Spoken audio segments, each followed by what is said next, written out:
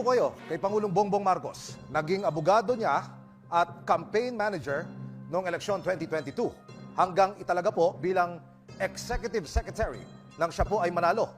Pero matapos lang, Atty. Rodriguez, ng halos 3 buwan sa palasyo'y nagbitiw po kayo sa pwesto at pinatalsik din sa partido ng Pangulo at sinabing expelled ka for your incompetence as a public servant, abandonment, and disloyalty. Ang tanong, ano nga po ba ang tunay na dahilan at nagkaroon kayo ng falling out ng Pangulo? Emil, yung una mong katanungan, hindi ko masikmura ang korupsyon kung kaya't ako ay umalis ng Malacanang.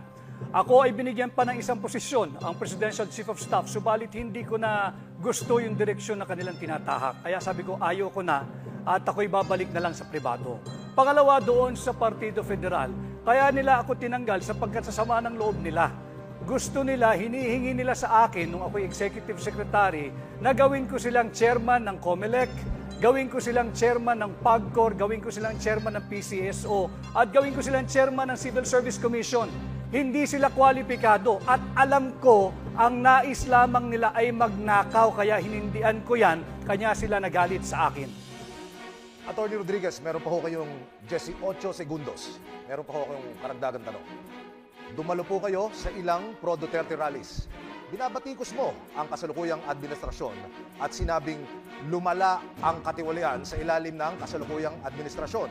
Paano niyo po mapatutunayan ang mga mabibigat na paratang na ito, Attorney Sir?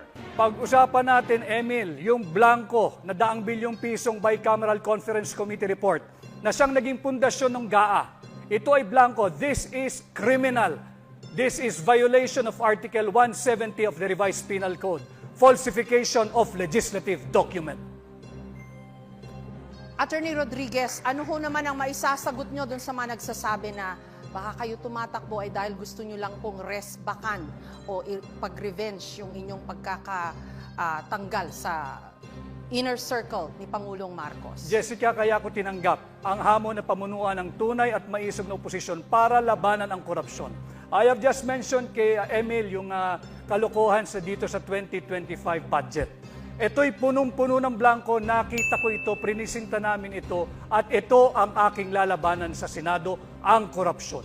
Pero as of today, may 3 na ho yatang nagsabi na wala naman daw pong blanco. Walang blanco, Jessica, ang GAA.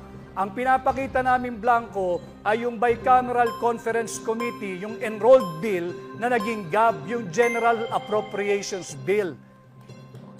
Maraming salamat.